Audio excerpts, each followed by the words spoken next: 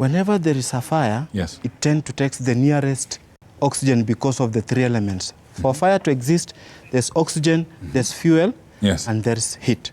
Okay, so the basic thing that a fire, whenever there's an emergency or of such a scenario, you have to lay down. You have to go down. Okay. Even when you're doing your motion, when you are moving any patient, yes, you have to go down. Because of the reasons are, down you have oxygen, suppressed oxygen, and then we have the neutral lane. Up you'll get smoke and the gas. So hold on. So in a fire, yes, the air closest to the floor is clear oxygen. Clear oxygen. And then right at the center here is a neutral plane where I'll get a mixture of the decomposed fire products and the smoke. And the smoke. Yes. And then up here you have smoke. Smoke. Yes. So you advise that when there's a fire, right, when we have fire, we shouldn't walk upright. Yes. Be as low as possible. Yeah, even if you have to crawl down, you have to crawl down to safety. That's very useful. Yes. What other useful tips can you give us? Schools. Your clothes catches fire. What are you supposed to do? Are you supposed to run? No. You stop, drop, and roll. Say that again. Stop, drop, and roll. Okay. Can someone show us a demonstration? Yeah, I can do that. Come. So what are you supposed to do? Okay. Your clothes are on fire here. My friend here. So this gentleman, his outfit is on fire. On fire. Okay. So he's going to drop down. Can you drop down? Drop. Drop. Roll. Roll down. Oh wait, it's stop, roll, and roll. Say it again. You stop, drop, and roll. So he has stopped. Yes. He has dropped. Yes. Next. You need to roll down. So please roll. Show us how to roll. Wow. Fantastic. Keep going down like that. Yeah. You see, you are smothering the fire. Yeah, you are smothering the fire as you roll down. Fantastic. Yes. Fantastic. Very good. Very good. Yes. Very good. Yeah. My friend, compliments to your madam for when she's going to wash his clothes. Madam, please, this gentleman was demonstrating. It's for safety. It's for safety for our nation. Please don't ask him where he was with the clothes. Yeah. So now that's another. Any other useful tips you can give us?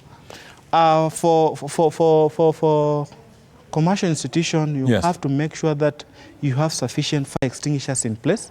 You have to make sure that the extinguishers are always checked. Right. Quarterly in a year. And an inspection. Do these things expire?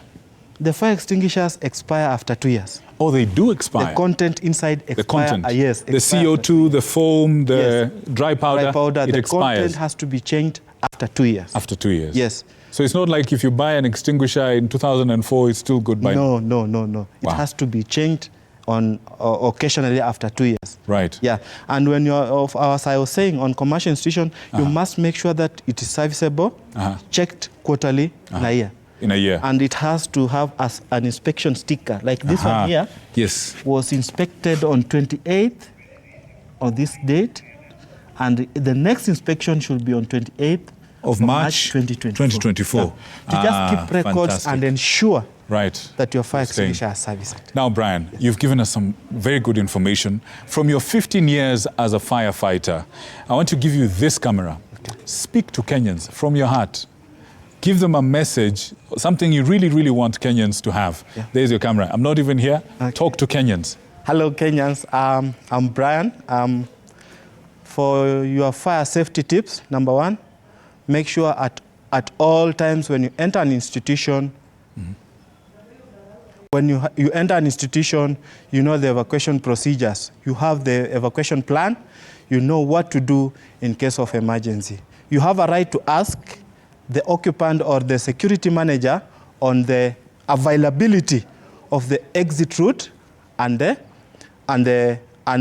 fire extinguishers. Number two, at any time you are walking in a market, in an institution, make sure you are safe. Make sure the occupants are safe. And in case of any emergency, make sure you adopt by the three. Number one, make sure you alert your team that there's an emergency.